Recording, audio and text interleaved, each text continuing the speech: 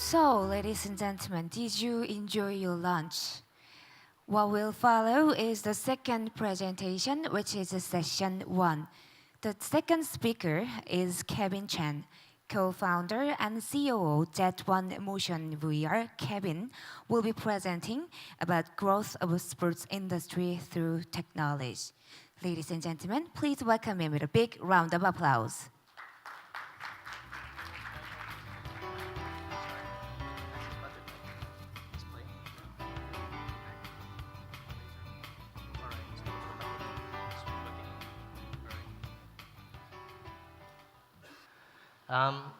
Good afternoon, ladies and gentlemen. My name is Kevin. So today, it's my honor to be here to have a sharing section with all of you guys. So there are lots of professors, experts in the industry. So before I begin, I have probably do a bit of introduction of myself. So this is the topics which I'm going to talk today, SportsVR. It's a very eye-catching topics. So I'm one of the co-founder of the company and the chief operating officer of Jet1 Motion and / virtual site. So this is our office. So you can see, you can imagine what will I do after a break or after my lunch. That's where I will take my rest in all these simulators. So some background about my company. So firstly, I have to admit it, we don't have a very long history with sports, so I'm probably more focused on the technology side. And well, indeed, we don't have a long history. We founded in 2013, and we are a startup company. AR, VR is a very hot topic these days. I'm pretty sure all of you heard about augmented reality, virtual reality, where Peter also showcased, how do you make use of VR for sports. As a startup company in AR, VR, we have been struggling. So since this year is 2017, right? In the last 4 years, it's an amazing journey to us. As a startup companies, we are self-funded companies. We don't have a lot of fundings. So every single year, we have to figure out a new business model, how to ride on the new technology, and how to adopt it to the markets.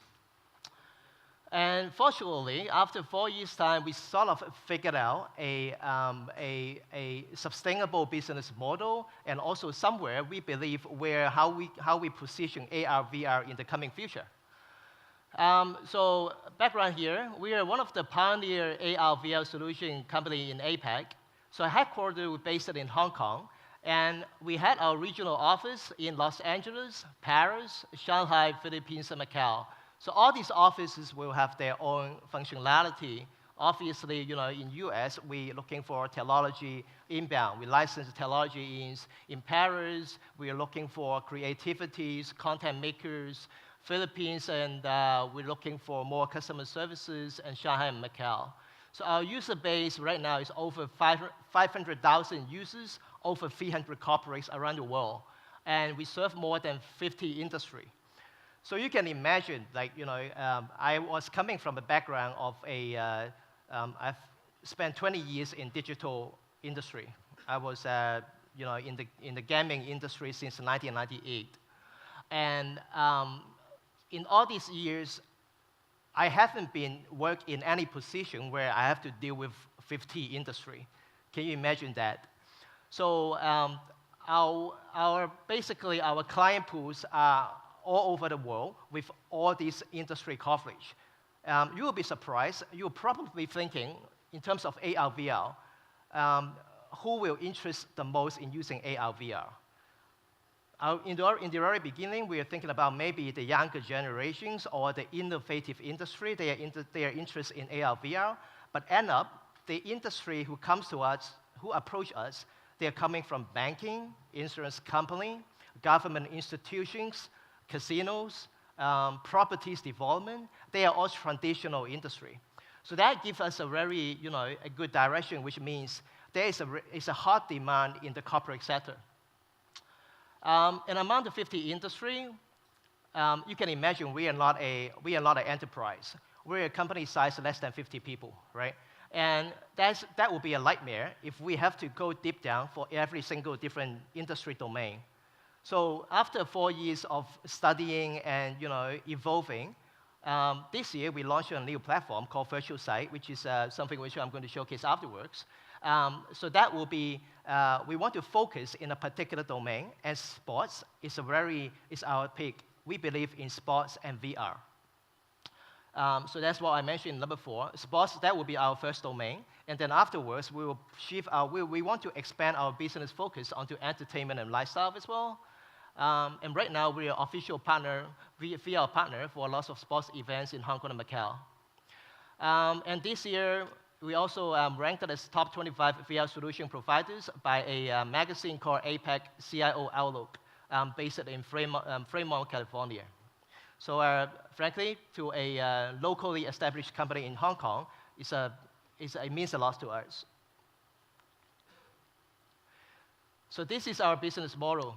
As I mentioned, the company founded in 2013. It's only 4 years old company. And we've got 4 different business model here. So it's very easy to understand the chart here. So I would say this is the model for Jet1, but it's almost the whole landscape for the whole VR sector. So you can read the chart in that way, right? In yellow is number 1, service number 2, experiment and training is number 3, and R&D is number 4. That means in the very beginning, we're always starting off with entertainment. Entertainment is eye-catching, especially with AR and VR. So that's the easiest way that you can get the user's attention. And moving forward, as I mentioned, we're moving to the B2B sectors where we develop a lot of AR, VR projects for corporates, for schools and educations, and for sports as well. And then moving onward, we're moving to the green sectors where we have education and training. Right now, we're actually partnering with lots of education institutions in Hong Kong and Macau, and also universities, where we're giving out courses talking about AR and VR. And finally, it's the blue section talking about R&D. So R&D sector here, so we just launched this website called Virtual Site. It's a VR advertising platform, and also with the big data. So Virtual Site is a VR advertising platform focused in sports. So there are lots. I will not go into each point here one by one. It's quite techy. But I will have another presentation just for Virtual Site. But what I want to mention here, you'll probably see a lot of 360 videos out there in the market. You'll see a lot of VR gears. You'll see a lot of VR contents. For us, we want to be focused. We found there are lots of 360 videos on YouTube. I think on YouTube, so that we do YouTube is a platform where it supports playing 360 videos. But YouTube, in our experiences, is not a powerful channel for distributing a VR content. So right now, there is no platform who's dominating in the market right now. So there's no YouTube VR. There's no such things yet. So everyone's still on the early stage. So that's where we are at. So we would like to create a VR-specific platform for sports, starting with a professional VR community.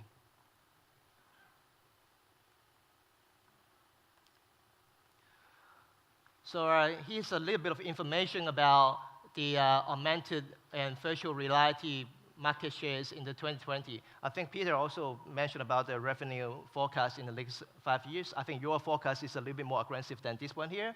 But in terms of, we expect in 2020, the AR VR market is going to rise up to $150 billion. And as Peter mentioned before, the majority will be on the augmented reality. And that will be the distribution of all the different industry. But what we disagree here is we don't think the hardware in 2020, no matter AR hardware or VR hardware, will occupy that much of the markets. I believe the hardware will cut into a top 30%, and we expect a lot of the VR contents will occupied at least 50 to 60% of the whole market shares. So you will see a lot of people in the coming few years. You will see a lot of different applications, contents, games that is going to release out there in the market, especially in Korea. Korea is a market where Korean is very good at graphic designs and content development. So I would expect a lot of company here. I would expect a lot of gaming companies or filming industry. They will also step into VR and AR contents in the coming couple of years.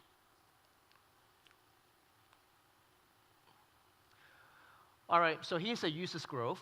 Obviously, the users is going to grow because of the penetration of the hardware.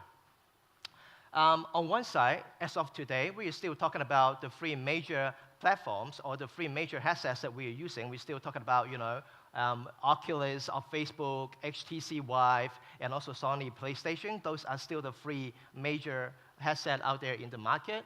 But we're expecting in 2018, pure VR users will grow to 171 million users. So that number itself is a lot, frankly, in my point of view. But our expectation will be, which I also shared the same during the lunch session, 171 million will be a pure VR hardcore users. But we expect in the coming 5 years, mobile users, AR users, and VR users, they will all be integrated. They will all merge to become a giant users. So right now, you're already playing or watching 360 videos on your devices. And in the future, all the apps or even website, they will have a VR sector. So this is already happening in lots of Asian countries. A lot of, we've got CNN, the application, and you've got CNN VR. You've got National Geographic, and you've got National Geographic VR. So there are lots of medias, there are lots of, I think, that the fact is like, while we're still debating is VR or AR is going to be the next explosive market, it's already happening. It's very similar to the gaming industry. Way back in 2007, when the first iPhone launched, right? I remember the first game that I played on iPhone. I'm not sure if you remember that. What is the first game on the iPhone? Anyone can answer that? Do you remember? The first game, I'm not sure if that's the first game, but the first game that I played on iPhone is a rolling dice, right? So at that time, after I played the rolling dice game on iPhone, I speak to myself, it's no way iPhone gaming is going to override console games. I'm still playing my PlayStation, I'm still playing my Xbox and whatever, Nintendo, right? So I don't believe the rolling dice mechanics on iPhone will grow. But after 1 year, or a little bit more than 1 year, when I look back into the markets, all the apps, games, they're already out there. So by that time, I realized, the trend is already there. So I think VR will have the same thing. It will not be something that will override your existing platform like today, but it is a good add-on to your existing platform. Today, you have got your website, you have got your, you have got your applications, you have got your KakaoTalk channel, WeChat channel, and in the future, you will have your AR, VR corner. So that's why I believe, that numbers is not accurate. If you imagine the combinations of, or the mix of the mobile users and the VR users, AR users, that would be huge. So that's the trend which I just mentioned. So every 7 years, a new digital platform appears and becomes mainstream. So obviously, you can see I actually go through all these trends. So in 2000, we were talking about a website, and then 2007, we were talking about Web 2.0. I'm sure some of you may have heard about these terms. We're talking about how do you make use of using Web 2.0, using YouTube, even using Gmail is a Web 2.0. And 2007, we started talking about mobile applications. And then 2013, we're focusing a lot on the social media. And in the 2020, or even closer than that, we will have AR or VR.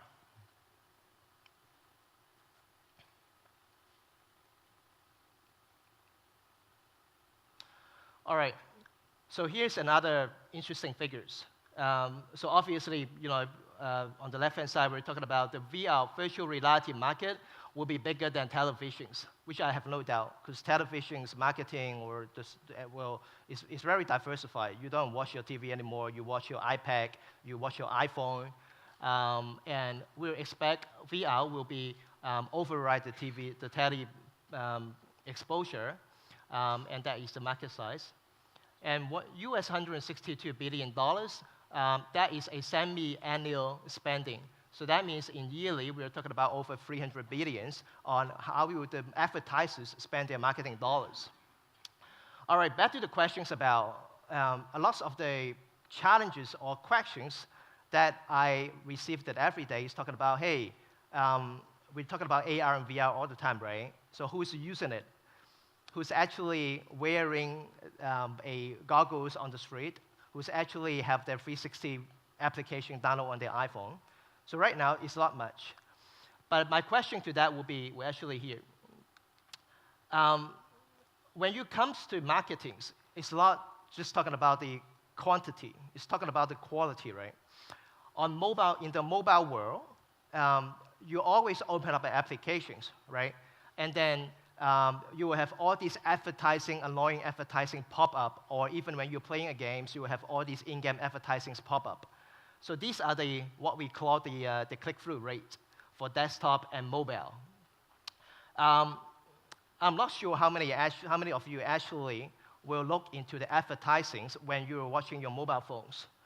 But the ratio that someone who has the intention to actually click on your mobile advertising is just 1%.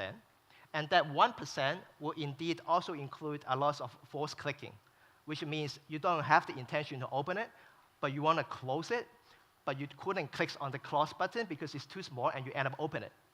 So that's part of the 1% as well. So that's the desktop and the mobile advertising these days.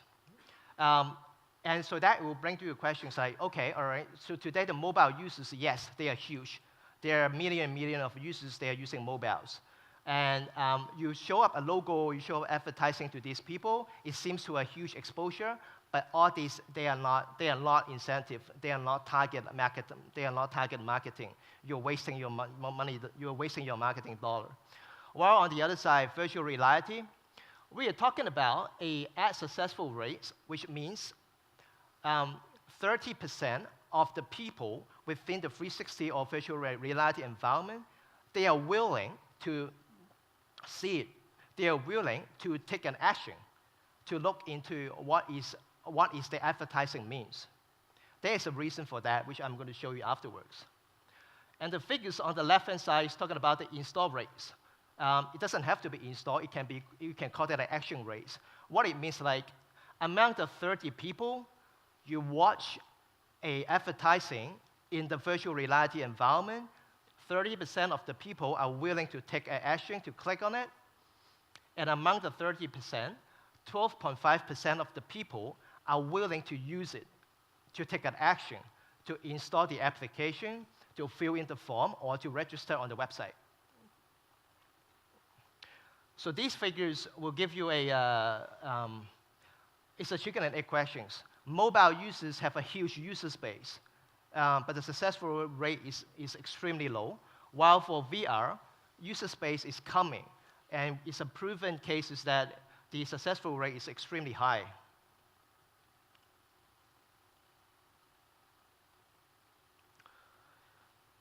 So that's a few very common VR advertising format out there in the market right now. VR advertising is still a new thing. It's a new business model. It's a new ecosystem with all different benchmarks. The traditional marketing cannot apply to VR anymore. So that all these formats are going to evolve. But these days, these are the common format where how do you do that in the virtual reality environment, right? And so on the left-hand side, right-hand side, we're talking about the first day and the second day retention. So pre-roll video, which means when you watch a video, you'll watch an advertising before the official content that you want to watch. It's similar to YouTube. but the differences will be you are watching a video in a 360 format. Local banner application, which I'm going to show you in the demo. So that will be like a, what we call a non-intrusive advertising, which means right now, if you watch most of the advertisings on your mobile, or even when you're watching videos, it will pop up. It will stop you from watching wherever you are watching. It's very instructive. While VR have this special environment, you can have your advertising opportunities in the virtual environment, and we will not disturb your experiences. While the other 50%, they will talk about 3D interactive object. So that is a very interesting one. Imagine, like, we are watching a soccer games in the VR environment. If you're a branding, your marketing campaign could be extremely creative. You can have your campaign logos, or you can have a angry bird flying over through the skies. It could be anything, and it can look really real.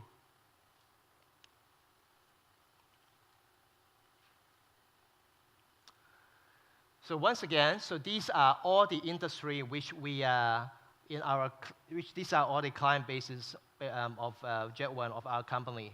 So in corporate, we've got bank, insurance, and properties, automotive, magazines, and luxury brand. So they're already traditional brand. So it actually makes a lot of sense. A lot of the corporates, they are the only company who is wealthy enough to spend this innovative dollar on new technologies. Where the middle column is where we want to focus in the coming future, sports. And afterwards, of course, art and fashion, magazine, casinos, concert, blah. The other big sector here is training and education. We're talking about education training, NGO, governments, corporate, professional chamber, and for sports training as well. So during lunchtime, we had sort of like a short discussion with other speakers here, talking about the sports training. And Peter also showcased a video of how do people make use of VR to train in rugby experiences. So my opinion would be VR is an ideal technology where you can do a lot of scenario training. We actually do that for a lot of our partners here with NGO and government as well. So what do you mean by scenario training? It means it's a scenario where you cannot have that in real life, but you can repeat and have that scenario in virtual reality. Example would be one of the projects that we are working on with the governments.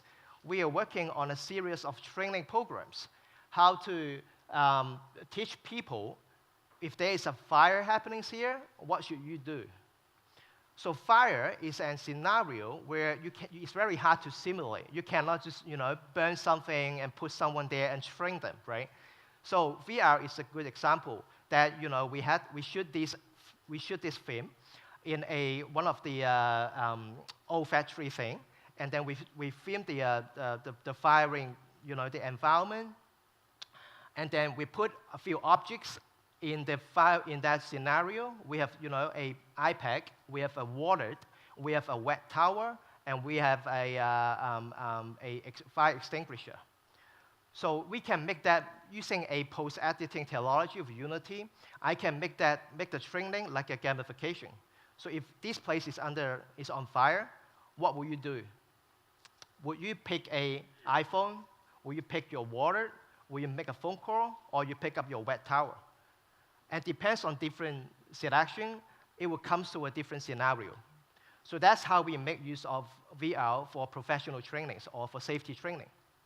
While for sports, we're also talking about using the example which Peter showcases just now in the video.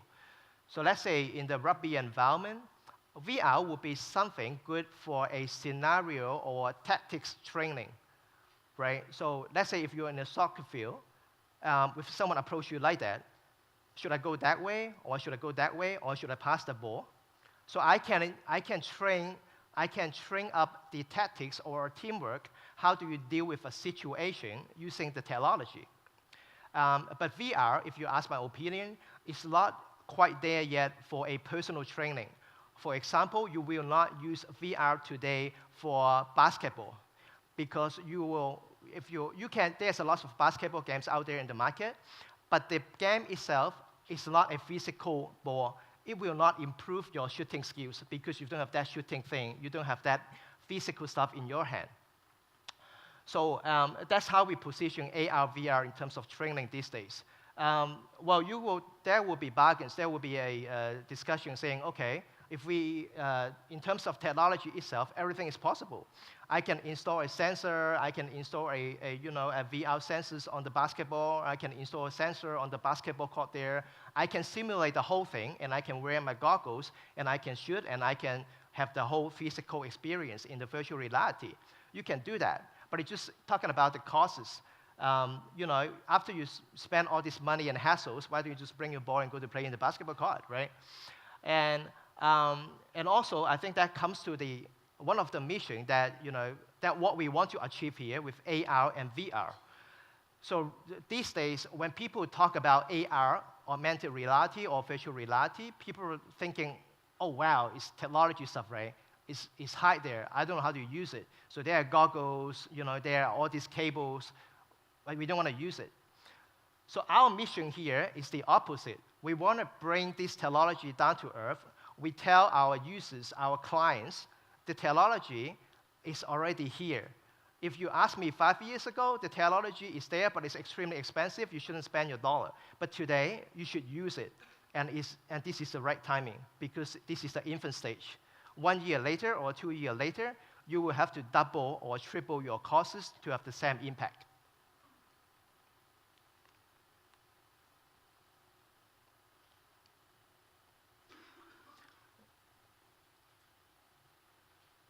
All right, so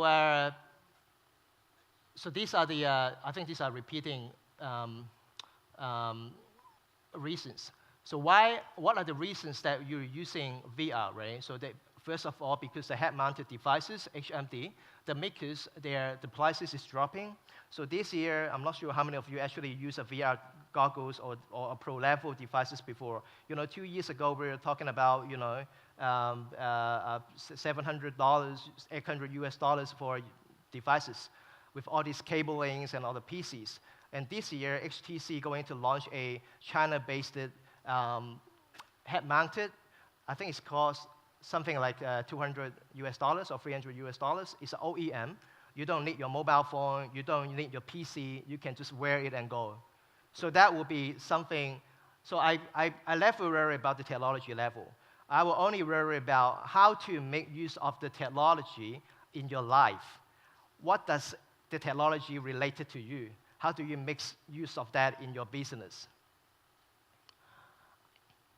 So Microsoft and PC makers are coming in with MR headsets. So basically, you can see, as I think, companies like Facebook, Microsoft, Google, they will be a super good references, like you can following the path there. They're all doing their home head-mount devices. There will be hesitations. You can see you'll probably see a lot of news every day talking about, HTC is not doing these, and Microsoft is not doing that, and Google, stopped producing AR glasses a couple of years ago. But I don't think that is I think that is a timing issues. The technology there is quite ready. It's talking about when do you spend the money and launch the product. And in terms of the content productions, no more stitching and fast production and less expensive. So that's more on my side. So we are the company that will, after we create the content, so there are lots of process. And the technology itself, not just the hardware, but the software is also getting mature and mature. In the old days, just like you're developing mobile games for iOS and Android, in the very beginning, you have to figure out all the codings, how do you deploy onto different platforms. There's no regulation out there. You have to, engineer have to, spend a day's work on how to put an application onto an Apple App Store. But these days, the production work is getting cheaper and cheaper, and it's more regulated. And also, we will see a lot of social media platforms are supporting 360 video and live VR. And of course, the Apple AR kits.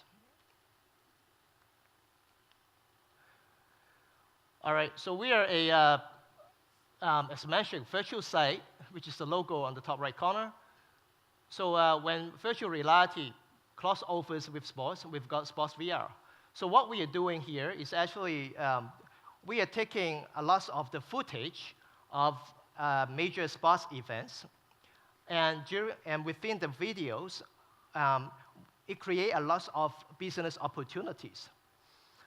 So we develop the contents by ourselves. We shoot the contents, we do post-productions, and then we put it out to the market. And then we talk to our sponsors and merchandisers and say, hey, this is the new way of doing your sports. So let's put it this way. In the old days, when you are hosting a sports event, the traditional way is like, I decided the date, I asked for sponsorships, I organized the events, all the tickets and merchandisings, and everything ended on the sports event day. Right? It doesn't matter marathons or a leash game. The sponsors will sponsor a particular event, and all the marketing stop or all the brand exposure terminated on the day when the event ends. With VR, we can have the platform, we have the technology where we can extend the event hype. So imagine, so that's how we do it, right? A lot of the sponsors, they're spending a lot of sponsors' money try to do their advertising right on a sports event. They will always ask the question, what is the numbers of your participants? What is the number of your exposure on that day, all right? And now we have that solution and tell them saying, hey, we actually also consider the extensive duration of your event. It's not just pre-event, but also post-event. There will be a time gap from your event till the next year. Your money is not going to waste. Your branding is still going to show in the VR environment. So that is the idea. So basically, for any sports event, we will do on-the-day advertisings, and we will do a 360 video advertisings, and also we have got our own KOLs or YouTubers or celebrities to generate the traffics. And then we will generate the videos with logos or any objects that you want to put into the content. And then we share with all the sponsors, and then it will go viral.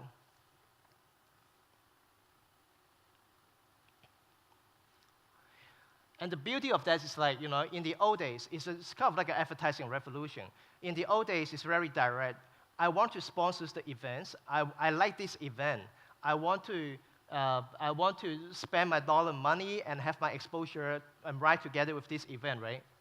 But in the future, you can actually sponsor events, multiple events, using virtual reality. And the beauty of that is like, imagine you've got a 360 video or virtual reality, environment or content. You can actually have a lot of potentials that you can do advertisings with the virtual reality environment.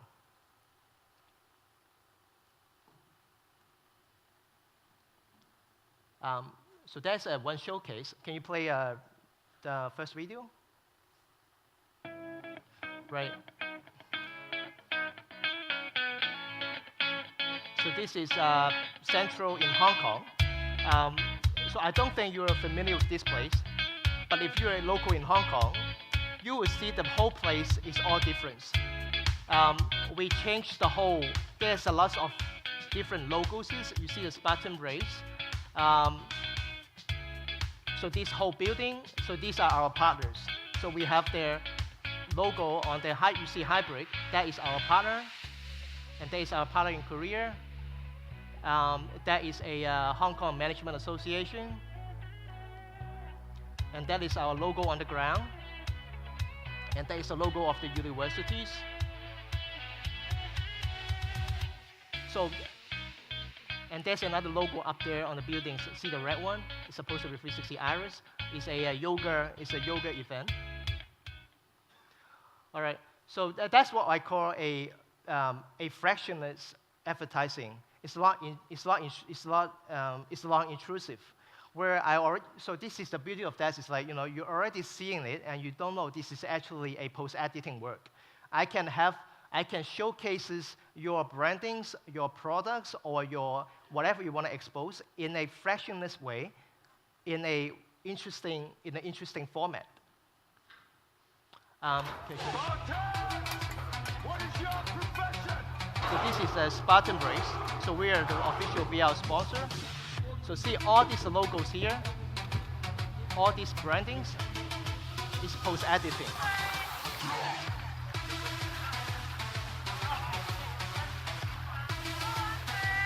A lot of logos here, and the outdoor channel.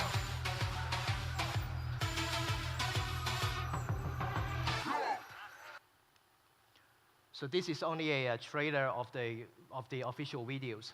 We don't have a 360 video plays here, so I cannot play the official one. But what I want to say is, like, that's how we do it, and we think sports is a good content because it's interesting enough, it's exciting, it's something linkish to your lifestyle. Everyone loves sports, so it's easy to generate a lot of the traffics, and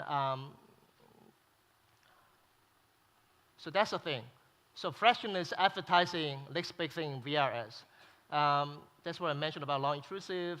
And most importantly, it gives you an opportunity to advertise your branding without compromising the video fidelity and realism. So you don't disturb the user's experience, all right?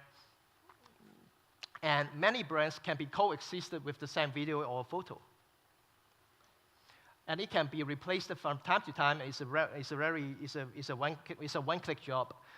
And there's a cost per brand will be lower than the pre-roll video. So basically, so here's the thing, it's just the same theory, right? So you rather spend the money on the event day, but now we give you another option to showcase, and it's an interesting way to do advertising through a sports event. So we basically give advertisers a totally new platform or new concepts. How do you make use of the technology in the most easiest way?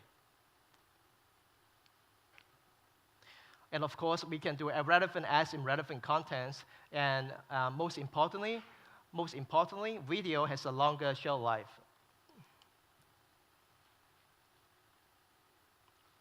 Can you play the third videos?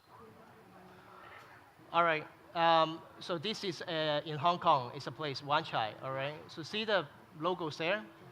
So once again, it's a very interesting. It's a very expensive places here. We don't have the money to do advertising here on that with that banner. It's a post-editing work, and so that's how. That's how that's how advertising in VR will looks like in a video format. So in theory, it could be anything. And there will be a lot of questions to these videos, to these pictures. You will have the questions, all right, so why put the logo there?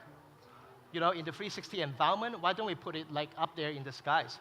Why don't we put it there, and cover up the train station? Would that be more powerful? So here's the answers. Oh, we can stop the videos.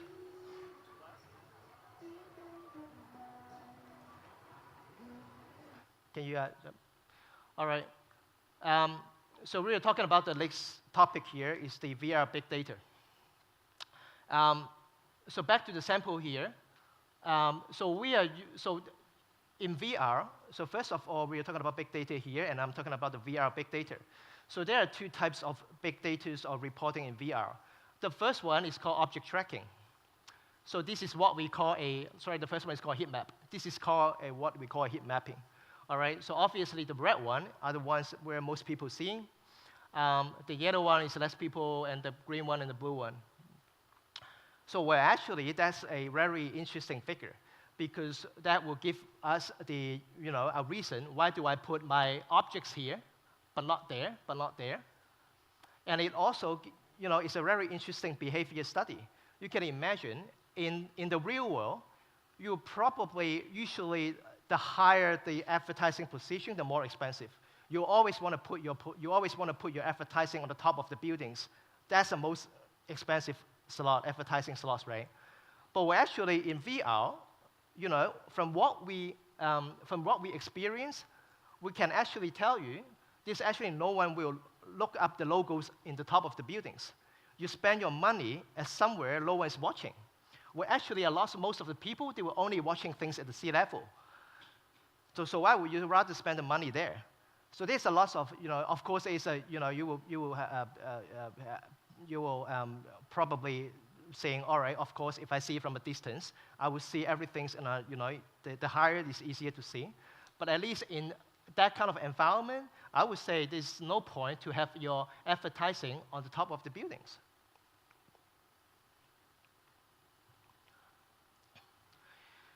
So the heat map is the first type of object tracking. The second one is the precise object tracking technology. So this is, we do have that in our videos. The one that I just showed you, we have the object, we actually planted a lot of, using Unity, we planted a lot of object tracking technologies. That means in the virtual reality environment or using 360 on your mobile phones, well, I can actually keep track of what are you watching. So that sounds very scary, but it's the truth. There's no privacy there. I can actually keep track of, while you walk into these conferences, where do you look at? Do you actually watching my presentations? Or do you actually walk down and playing your iPhone? In the virtual reality environment, I can keep track of that. You will have the questions, how do we make use of that, right? So my answer to that will be, advertising is one of the usage, but there are lots of usage where you can make use of this kind of VR data. I would call that, in the old days, we are talking about big data. Everyone know about big data. Everyone talking about big data, right? But big data, I think, is the time go to version 2.0. In the old days, the big data means you're a male, you're at your mid-40s, your phone numbers, or your email addresses, where do you live, this kind of stuff. But those kind of data, they are useless. No one is interested in these kind of data anymore because everyone have this data. Your data is already sold to all these telcos, governments, they all have your stuff. Right now, people, what their interest is a in-depth big data 2.0, talking about just like, Tencent is very good at that. They have, WeChat. They have got these, mobile payment services. They will keep track of, or Alibaba, they will keep track of your, spending usage. How do they spend your money? What is your shopping experience? What is your shopping habits? They have that thing. With VR, that will bring the big data level to a second stage. I can track down your behavior. In this environment, will you turn left or will you turn right? Do you like to look at guys or do you like to look at girls? So all these kind of data. So we do have a project working with an NGO. They want to have a sort of like a curing medical program for their kids. So they all have this, what's the word again? Ostenic disorder. So they are not willing to step out of their room. So their kids, so we have this we're using VR technology. We generate this environment where the kids, when they first wearing the headset and go into this environment, I can keep track of where they are looking. They are all heading down. They are all watching the floors for the first time. When they play for the fifth times, I can see their sensor. They are walking around. They are looking around. They start to get used to the environment, but they are still not focused. So after they play the 10th times, finally they can be focused. So that is another example of how do we make use of a VR big data.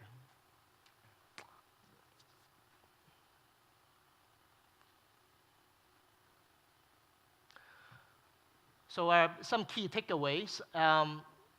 So as I mentioned, AR, VR advertising is the next digital marketing platform.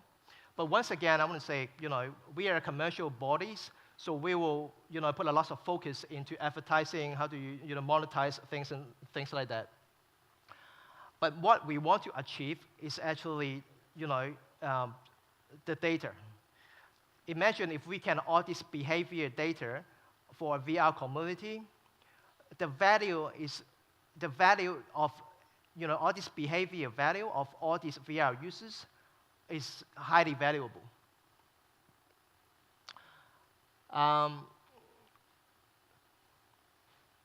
Right, so and then 53% of consumers would purchase from a brand that sponsors VR, so that's very obvious.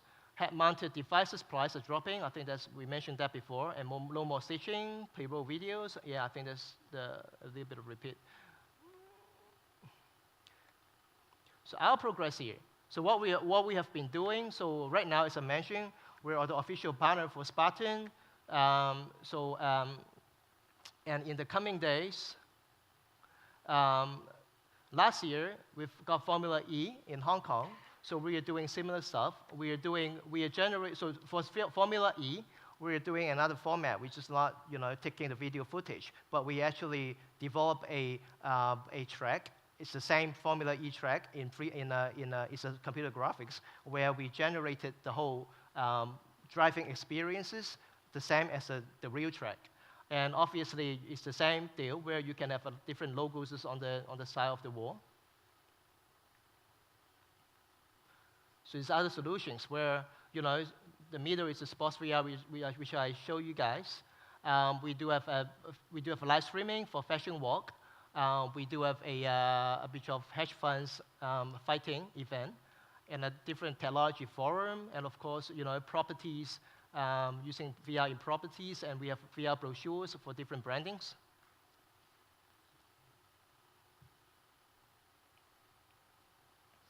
Our upcoming sports events. So right now, most of our events are majority in Hong Kong and Macau, as we headquarters, as we based it there. But in the coming time, we are going to expand our, into Southeast Asia area, and hopefully, right on Spartan, we're probably looking for the next race will be in Australia. So hopefully, we can be there. And so one thing, though, you probably have the questions when you think of using VR and sports. You probably picture that, oh, I want to see if you can experience, let's say NBA, right? I know Next VR in California, they are doing NBA live streaming. You probably have the questions, why not doing that? Why do you just take a footage and do a production or a making of the event? So we do experience, we do try to do a live streaming event for a sports event. But the thing is, live streaming on 360 is still, I don't think is competitive with a traditional 2D yet. Because when you watch a sports event, you want to watch the whole movement. You want to watch the ball from here to there. You want to see the whole thing. While VR will have these, limitations where it will give you the feelings that you are actually sitting there watching the game, but it will not really help you to understand the whole match. Rugby 7 in Hong Kong or some other countries is a good example. They do have VR live streaming as well, but it just gives you an angle where you're sitting on the floor. When the people throw the ball on the other court, you don't see the ball at all. You have to wait for the whole crew coming running back. So that's why we are thinking we are thinking of ways to how to make the contents more fun, and the fact that the people are willing to go back and watch it afterwards. So right now we are focusing on making footage, interviews of the trainings. How do you train for this kind of events? How do you actually do it? How do you manage to do that in your daily exercise? And we combine into a sort of like a footage where the people are willing to read it all over again. So these are our partners and our sponsors here. I don't go through the details. All right. So these are the demographics of all the events. So basically, all the events that we partnered so far, we collect all the data, and these are the collection of all the demographics of our clients. So adults, 77%, while the other will be 8%. So as you can see, this is the reason that I bring this up is actually I already mentioned that So these are I would call that the big data 1.0. So, so as you can see, these are the genders, languages, these are already generic data. But in the next stage, in big data 2.0, we are talking about the behaviors. In terms of the kids, in terms of the males, what would they actually do? What would they actually look at? How long would they spend in there? How focused are the kids and things like that? So that will be the next generation of the big data using the VR technology. All right, I think I'm a little bit running out of time, so I'll just jump through it. So these are the technologies, and which I already mentioned. So these are all the formats of VR which we are using right now for our VR advertisings, which we got to pre-roll videos, which embed the logos or fashion logos or 3D objects, which could be very creative. So these are the cameras that we are using right now. We've got, consumer grade to sports grade to commercial grade to, industrial grade.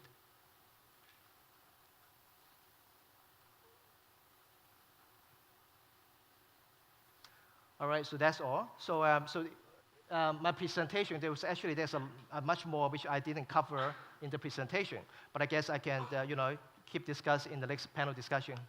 Thank you very much. Thank you, Kevin, for your passionate presentation. Please remain on the stage for a while. We will set up the stage for discussion session. Right, then, at this point, we will continue and conduct a discussion session with this topic. And I'd like to ask Tae-hee Kwak to come up to the stage as a moderator again. And I'd like to ask Yu-Kyum Kim, Professor, Seoul National University Global Sports Management, to come up to the stage as a panelist. Please welcome them with a big round of applause when they come up to the stage.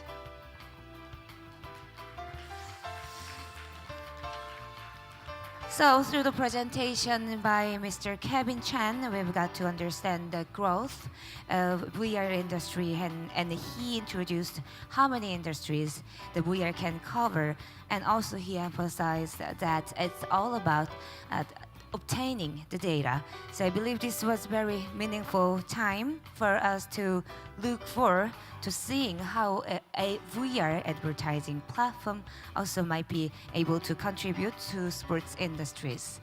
So I think we are ready. Now, Professor Kwak, the microphone is yours. 감사합니다. Thank you very much, Kevin. I really find your presentation really exciting and fascinating with all these examples. I know there are many industry folks sitting in this room who are running a company or CEOs, so they might have some more practical questions on monetizing VR or AR technology. So I'll try to leave more time, hopefully if the time allows, to open up to the floor to ask questions. And I'm really excited to have Dr. Yu-Kyum Kim from Seoul National University joining us in the discussion session. It's much better to have one more discussant than me doing all the moderating and discussion in the first session. So welcome for joining us. Just a quick brief note on the Dr. Kim. He's one of the leading scholars in sport management. He's a worldly known scholar. So I'm really excited to hear from academic perspective on the use of technology to enrich our discussion, talking about the VR in the front end of this in this technology. So I'll have Dr. Kim to share his thoughts on Kevin's presentation first, and then we will go forward from there. All right. Thank you, Dr. Kwak, for that worldly known scholar introduction. He actually gave me already pressure to make this discussion very short, and I will. Starting with, thank you very much for your interesting presentation, Mr. Chen. And I asked him actually how I should address him. He said Kevin is okay, but it is official, so I addressed him, Mr. Chen.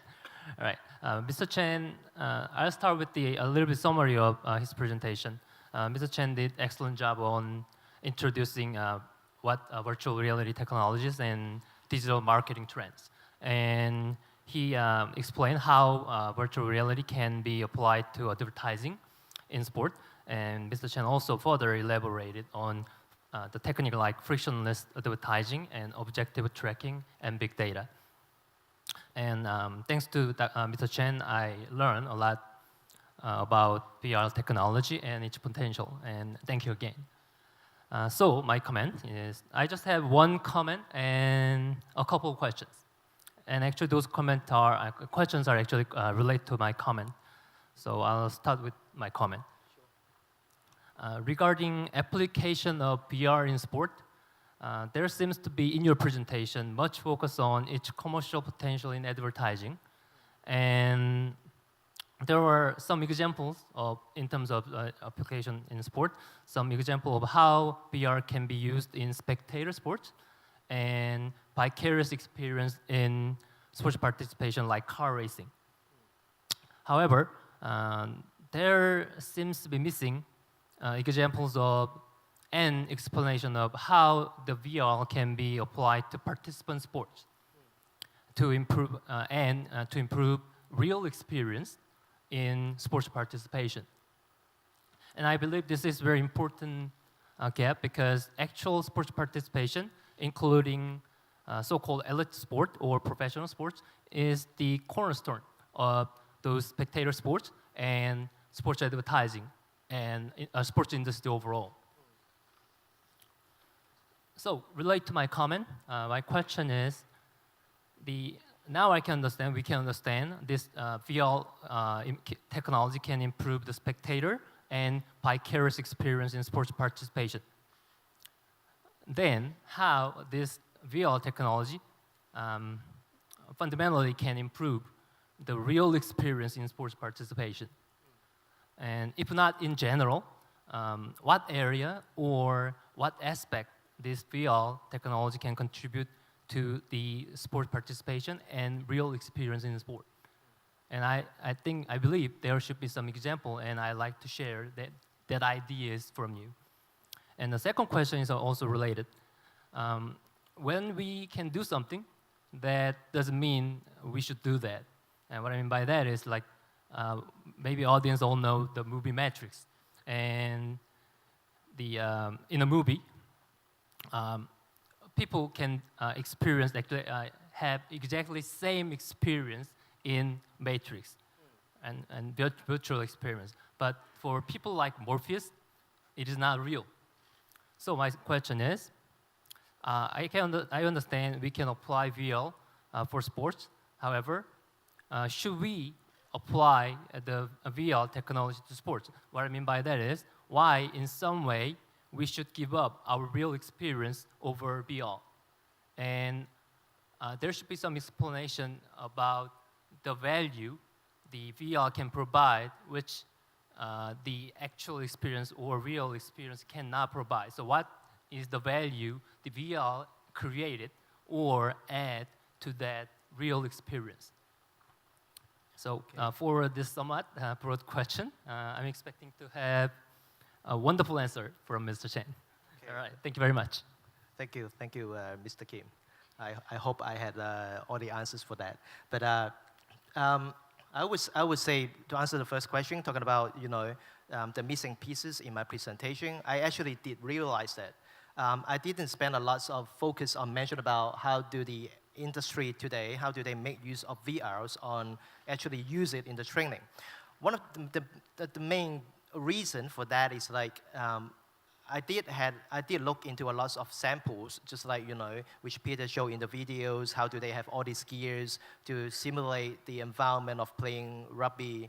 And also, during the lunch, we talk about, golf in VR, or even myself, I played a badminton VR where I have to wear the goggles, where the wall will have the badminton pop out. I have to use a racket and hit the ball.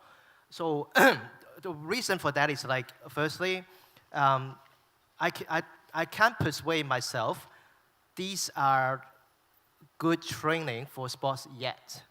When I I answered part of that question during my presentation, where I think VR is perfect for a scenario training or something very repeat actions that requires keep repeating. So it will, for example, back to your questions, I can imagine when I'm a marathon runner myself, I can imagine I will wear the VR goggles. I can simulate the environment where I run on the China Great Wall, or I run in Seoul, or I run in the whatever countries, or even run in Musk.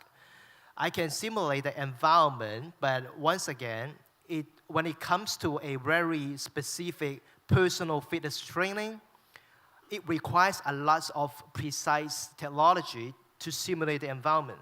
For example, the badminton which I play, I think we can only simulate 50% of the real experiences, but it got a chip on every single badminton, a sensor on my racket, a sensor on my wrist, a sensor on the wall. It just put a lot of efforts, and I have to wear the gears to simulate the environment, which is nice, which is great, because the good side of that is like in the VR thing, I'm not facing the wall. I can face whoever. I can face the world champion, right? But the bad side is like, in terms of cost-wise, in terms of public-wise, penetration-wise, it's a wow technology, but it's not a. My company is more focused on applied science, which I've already mentioned. I want to bring the technologies to the public, where you don't have to worry about technology. You just have it, wear it, and use it, and that's it. So I still see a gap there, but I'm not saying VR is not good. It's good for scenario training. It's good for, even for baseball. I think it's good for tactics training. You're seeing the thing as a whole picture. How do you make decision? Things like that. I think that would be a very good usage. But in terms of down to a very physical fitness, you still require, firstly, if you don't, especially sports, right? Just like lifting. If you don't have the same physical heaviness of that physical object, you're going to hurt yourself. So that kind of in-depth domain knowledge, you will require lots of technology to mind the gap between the real thing and the physical and the virtual thing. So that's my point of view. I think it will be, the technology will getting there, but today I don't want to bring up a solutions where everyone please go and try a virtual reality in golf and end up you hurt yourself. So that's my concerns. Thank you, Peter. Thank you, Dr. Kim. I think Dr. Kim's question raises a really important point, because we are at the sport industry conference, and we're in the era where different industry sectors are emerging, and the differences between the industries are blurring. So with that said, is VR a game industry or sport industry? So that raises a really important question to determine what's the role of VR for sport industry. Or maybe it's not even relevant to discuss or distinguish between the game industry and sport industry. But I think Kevin alluded to a point on how VR can still be relevant, but at the same time, it's not there yet to really generate these physiological responses when we actually play real sport. So I want to follow up with Kevin and Dr. Kim's question and the answer. And actually, this is a question from the audience. So continuing this question on the VR to make it more realistic and encouraging individuals to participate in sport. So along with the VR headset, giving auditory and visual stimulation and providing the stimuli into your core muscles, wherever you're exercising it. Would this allow exercise participants to stay in their home or in their room, not even going to the gym, and exercise by themselves? It's going to stimulate and provide a feedback on which muscles you need to use. So there could be some area that the VR can replace going to the gym or getting a membership or get a CrossFit lesson or so. if you can answer that question. Well, yeah, the answer is yes. Well, actually, it's already there. We do have a VR bike in our company where I actually try it myself. I wear the VR goggles around the bike, and then I can ride in popular cycling track all over the world, and I can even see some other, robots, riding bike together with me. So the answer is yes. I'm not saying VR. I think to clarify my point, there is I think there is a hard definition here where the VR is more like on sports or a game. But I want to emphasize that technology is there for some of the area. For example, gaming, or even sports, or even bike, which I mentioned. So there is a lot of this kind of gears, or horse riding, cycling, or even rolling and pedaling. This kind of repeating exercise is already quite mature, and it's proven that you can actually train up your skill set and body with the right gear. But I'm just talking about, is this for all the sports genre yet, right? So, for example, for bike, you have a real physical bike machine at home, and you can do it because of the hardware itself, it can simulate a real thing. So, bike is a good sample. Rolling is something that you can have the same kind of thing at home. You can simulate the physical stuff at home, and you can using VR to amplify the exposure, the fun, the excitement of the exercise. So it's working. But it comes to a teamwork, right? Baseball, basketball. You can still have a virtual basketball or a virtual baseball bat that you can hit some balls. It will still work. But it will compared to a personal sports like running or cycling, that will require a different skill sets.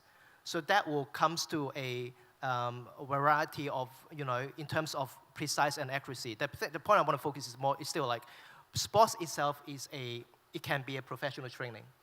Unless you can simulate the environment in a balanced way, otherwise it's more like if you don't tune the balance right, it will become a game. If you tune the balance right, it can be used in a professional training. So that's why I mentioned in my presentation, I think VR right now is a more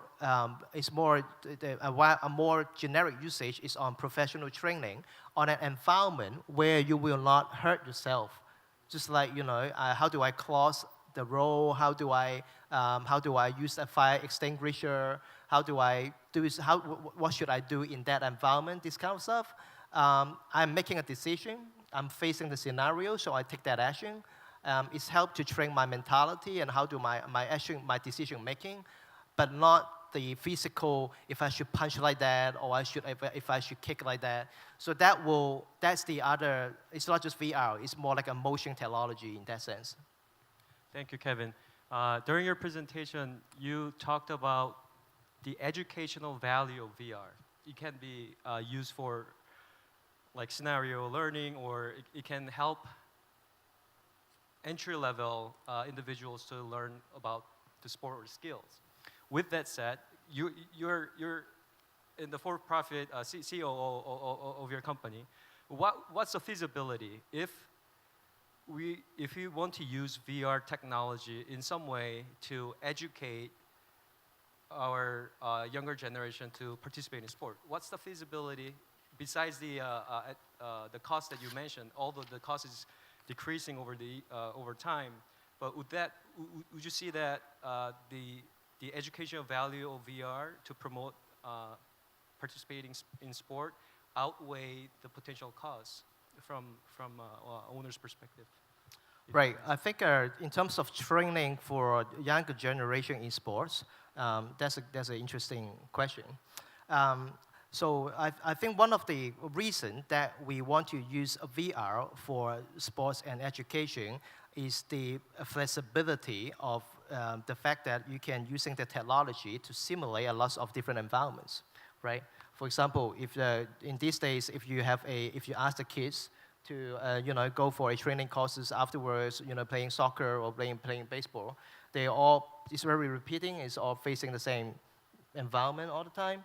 But with VR, you can actually extend the boundary to something like you can play with a celebrity, all right? Or you can see yourself, wear the goggles, you can actually see yourself, your performance as a third person. Like you can actually see yourself, did you swing the bat in a proper way, or did you misbehave on the field, or are you a good team member, things like that. All this kind of stuff can be used, using VR. It just make the whole learning process way more fun, because you're practicing in a multiple angle, and not just on the field itself, but it also, you can add different elements into the scenario. So that will be the flexibility that how do you make use of AR and VR to encourage the younger generations into sports. So that, I would say that would be a more, value-added technology in terms of, encouragement. Thank you. I'd like to ask one more question, and then I'll ask the audience to ask questions. Esports. Is it a sport? Maybe Dr. Kim, you can answer as well after Kevin. Right. So you actually asked that question to me before coming this, Yeah. but I want to ask this to you. So you throw the questions back to me. Esports, to me, is definitely a sports. Well, firstly, define sports, right? So sports, in my definition, is not just a physical movement of myself, but a ongoing training process of a repeating process of teamwork, decision-making, so you can be a pro in any sports. If you are a casual sports, if you're talking about, I just want to have some fun, shoot some balls, and maybe you will probably define esports as more like a gaming thing. But to me, esports is quite different to games. It's playing games, but although you don't have a physical training, but there's a lot of tactics, teamwork, ongoing training, and there's a lot of ad hoc situation that you have to face with. So I will say the focus on that side is even stronger, is even more than how familiar are you with the game. Because the games itself can be changed. It can be LOL today, or it can be Counter-Strike the next day. But the teamwork is still there. You still have to have the same kind of training. So I think that training itself is a sports. If I have to do a comparison, or maybe not a good comparison, I will compare to playing snooker. Snooker is a sports, right? But it doesn't require you to run all the time. You don't have to do push-up to do a snooker thing. But it's still you have to stay focused. You have tactics, things, mind training, decision making. It's all the same. Fair enough. Dr. Kim. All right. We actually ask this question a lot, right? And no offense for Dr. Kwok, but for us to prepare for the future, I honestly believe this question is irrelevant. If esports is sports or not, to me, that is an irrelevant question. One of the characteristics for future, we actually, many of us, researchers and practitioners agree, is that future is more of value-driven. And it's not really technique-driven or technology-driven or provider-driven. What I mean by that is actually going back, for example, going back to first question, Dr. Kwok asked,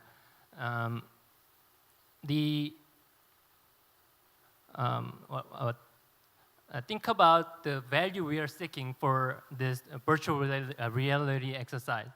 If our value we are seeking is sweating or exercise or improve performance, sure, that can be replaced.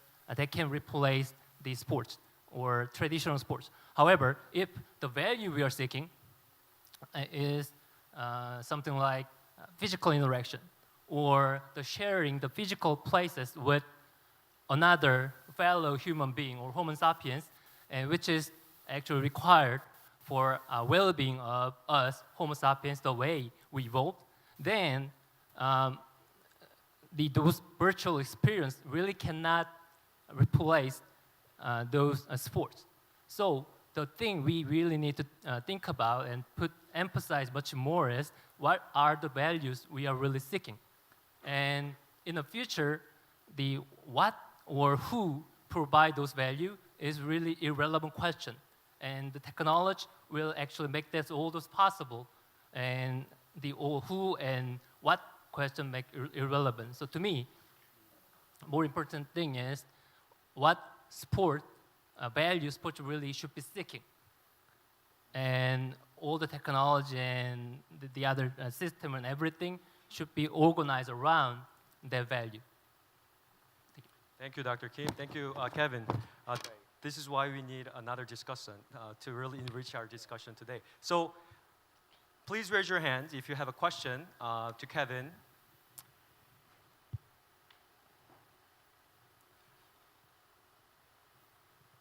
Anyone from VR, AR startups?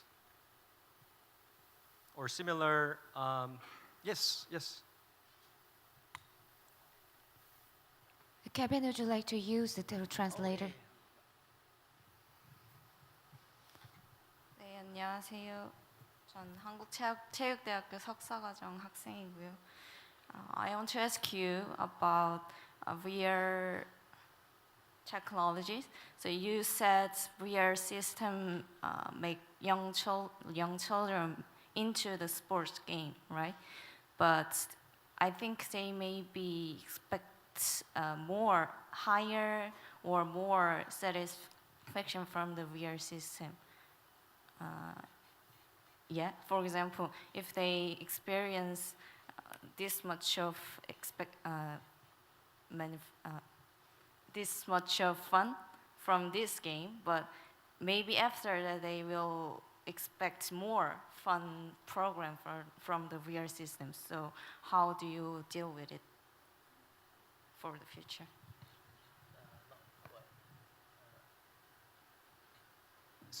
So tell me if I'm translating. Sorry. So you have set of like strong stimuli with VR, and after you experience, and then you want to experience more fun. But how do you deal with providing that type of need for stimuli through VR? Right. Okay. Well, actually, to answer that question, I also want to back to the points that you raised. Well, actually, I think VR itself is not an industry. VR, AR is not an industry. It's a technology layer. It's a technology backbone. So VR or AR is not here to replace anything. Is going to amplify, and how do you make use of AR, VR in different industry? As I mentioned, we serve over 50 industry in the world. So every single industry. I wouldn't say AR, VR fit for every single industry. But we are talking about which industry can we make use of AR, VR and amplify.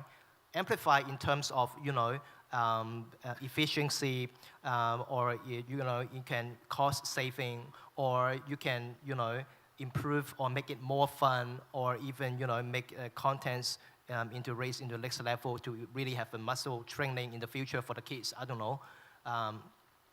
So what I want to say is, I think there are lots of people confused about, with VR, I don't have to go out. I can just wear the headset, and I can do exercise at home, and that's it.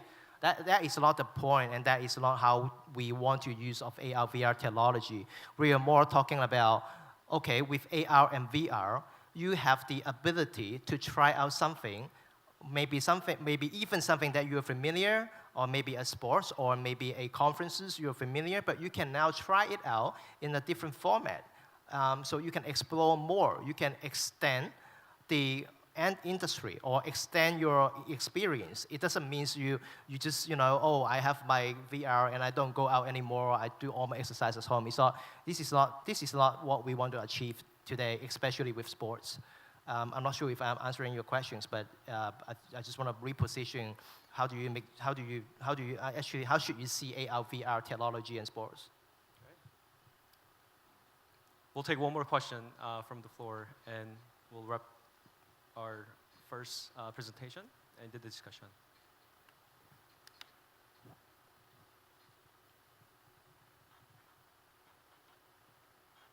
Yes, all the way in the back.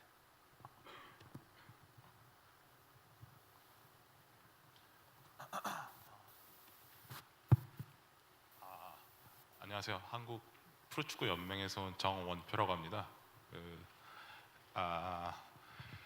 제가 여쭤보고 싶은 거는 그 VR이랑 AR에 대해서 이제 뭐 애드버타이징이나 그 다음에 앞으로 스포츠에서 어떻게 활용을 하는지에 대해서 설명을 해주셨던 것 같은데 제 개인적인 의견으로는 AR은 몰라도 이제 VR 같은 경우는 따로 이제 플랫폼이 이제 적용이 되려면은 기기들이 따로 보급이 돼야 되는데 혹시 AR 말고 VR이 이렇게 보급이 잘 될 거라고 좀 낙관적으로 설명을 하신 것 같아서요. 혹시 그 부분에 대해서 왜 낙관적으로 보게 되셨는지를 좀 알고 싶습니다. 감사합니다.